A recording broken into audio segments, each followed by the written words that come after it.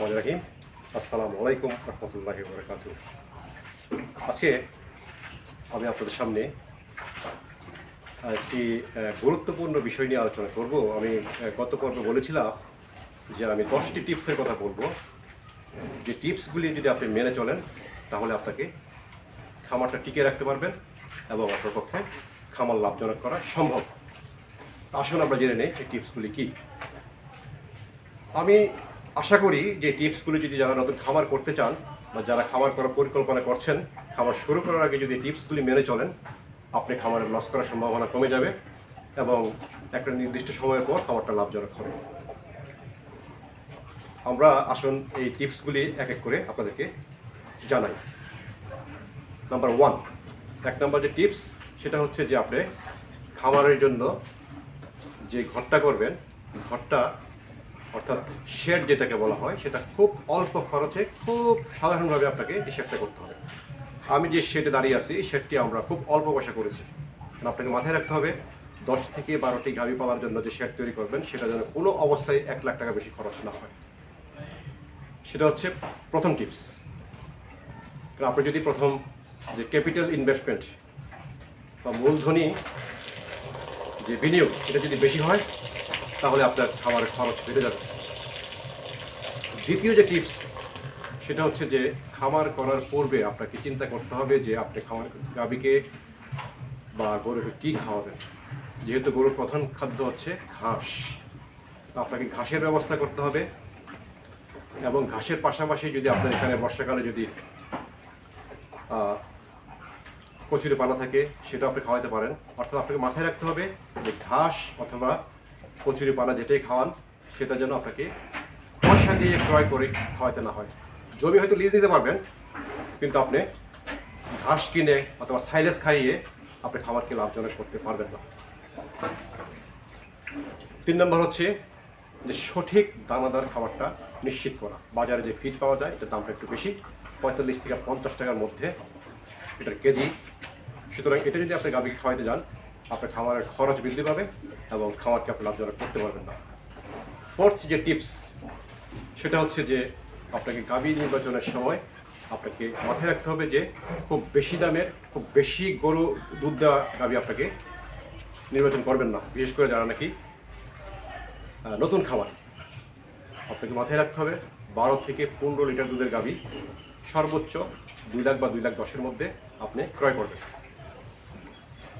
পঞ্চমত যে বিষয়টা আপনাকে মাথায় রাখতে হবে যে আপনাকে যে দুধ উৎপন্ন করবেন সেই দুধটা যেন আপনার বিক্রির নিশ্চিত ব্যবস্থা হয় এবং যেখানে দুধের দাম বেশি পাবেন সেখানে কিন্তু আপনাকে খাবার নির্বাচন করতে হবে। আপনি মাথায় রাখবেন যে দুধের দাম যদি 50-60 টাকা হয় তাহলে আপনি খাবার করে দুধ বিক্রি করে লাভ করতে পারবেন না।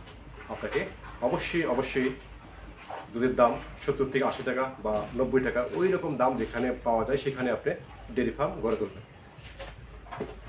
ষষ্ঠত যে বিষয়টি সেটা হচ্ছে যে আপনাকে খামারে যারা কাজ করবে তাদের সাথে আপনাকে সার্বক্ষণিক বা মোটামুটি বলা যায় যে একটা নির্দিষ্ট সময় পর্যন্ত প্রতিদিন বা সপ্তাহে অ্যাটলিস্ট 4 থেকে 5 দিন আপনাকে খামারের সময় ব্যয় করতে হবে। কারণ গাভীর খামারে অনেক ধরনের সমস্যা দেখা দেয়। আজকে গাভীর এই অসুখ, কালকে বাছুরের অসুখ, কালকে এটা কালকে সেটা, বিভিন্ন ধরনের সমস্যা থাকবেই আপনাকে। আজকে গাভী দেখা যাচ্ছে যে ম্যাস্টাইটিস হচ্ছে, এই অসুখ হচ্ছে। সুতরাং এই বিষয়গুলি আপনাকে মাথায় রেখে খাবার স্থাপন করতে হবে এবং চিকিৎসার ব্যবস্থা আপনাকে করতে হবে। সপ্তম যে বিষয়টা সেটা হচ্ছে যে খামারে যারা কাজ করবে তাদেরকে আপনি খুব মনোযোগ সহকারে দেখবেন। আপনার পরিচিত লোক যদি হয় তাদেরকে যেন সঠিকভাবে যত্ন করে সেই বিষয়টা আপনাকে মাথায় রাখতে হবে। অষ্টম যে বিষয়টা সেটা হচ্ছে যে আপনাকে চিকিৎসাটা মোটামুটি একটা জানতে হবে। প্রশিক্ষণ নিয়ে পারেন বা অনলাইনে অথবা ইউটিউবে দেখে অথবা এখন গুগল আছে, গুগলে আপনি যদি এআইকে সার্চ দেন কোন অসুখের জন্য কী খাওয়াবেন সেটা আপনাকে জানতে হবে। কারণ আপনাকে সবসময় ডাক্তার এনে যদি চিকিৎসা করান তাহলে আপনাকে কখনোই খামার লাভবান হবে না, কারণ ডাক্তারের ফি বেশি নেবে, বিভিন্ন ধরনের ওষুধ দিবে এবং এগুলির জন্য আপনার খামারের ব্যয় বৃদ্ধি পাবে। নবম যে বিষয়টা মাথায় রাখতে হবে সেটা হচ্ছে খামারে যে গোবরটা উৎপাদন হবে এই গোবরটাকে আপনারা বিক্রির ব্যবস্থা করতে হবে। এটা অর্থাৎ এটাকে আপনারা জৈব সার বানাতে পারেন, বায়োগ্যাস বানাতে পারেন, যেটাই বানান না কেন ওইটাকে আপনাকে মাথায় রাখতে হবে। এটা থেকে যেন নির্দিষ্ট কিছু পরিমাণ টাকা আপনার ইনকাম হয়। তারপরে যে বিষয়টা আপনাকে মাথায় রাখতে হবে সেটা হচ্ছে যে খামারের সঠিক হিসাব রাখা। প্রত্যেকটা বিষয়ে আপনাকে ক্ষুদ্র ক্ষুদ্র বিষয়গুলি হিসাব রাখতে হবে এবং আপনাকে প্রতি মাসে আয় ব্যয়ের হিসাব নির্দিষ্ট করে রাখতে হবে। তারপরে যে বিষয়টা সবচেয়ে গুরুত্বপূর্ণ সেটা হচ্ছে যে বাছুরের যত্ন নেওয়া।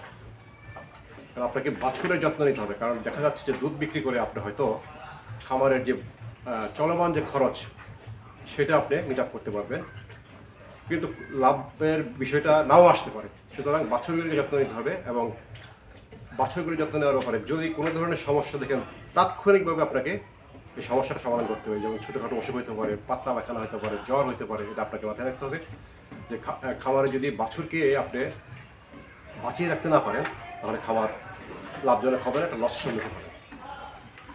তারপরে যে বিষয়টা আপনাকে মাথায় রাখতে হবে সেটা হচ্ছে যে গাভীর পুষ্টির দিকটা মাথায় রাখতে হবে, কারণ আমরা অনেকেই একটু খরচের বিষয় বিবেচনা করে আমরা তাদেরকে মানে ভিটামিন মিনারেলসগুলি দিই না।